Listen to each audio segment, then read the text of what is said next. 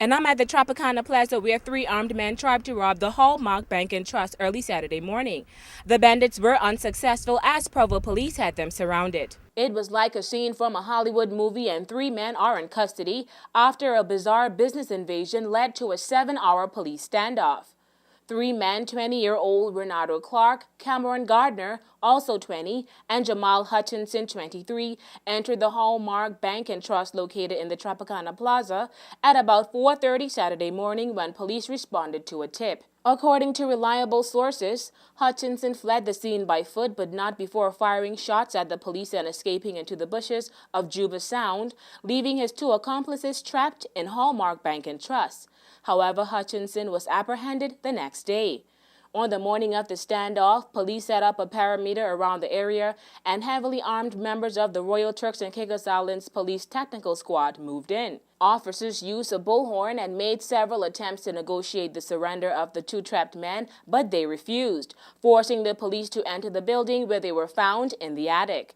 This is the third break-in in 8 weeks for the Hallmark Bank and Trust owner, who expressed frustration. But I think the real issue is the increase in crime in Providenciales. I've been here for 13 years. Used to be a pretty safe place, and now it's not a safe place anymore. And it's a very hard place to do business in a very tough time. We're in a recession, and then you get this piling on, and it's very, very frustrating. Very frustrating. This is my country now. I hate to see these things happening. Trowbridge said businesses should be more vigilant and have proper security systems in place. He suspects that the bandits must likely use the vehicle to tear the burglar bars down, and went on to state that he is in talks with the landlord to provide on-site security. There's nothing in there to steal. There's computers and paper, and the times they've broken in the past, they haven't even looked at the computers. I mean, they haven't even looked at them. One time they came in, they ate some crackers, but they want cash. There's no cash on the premises. Meanwhile, according to police reports, no one was injured at the scene.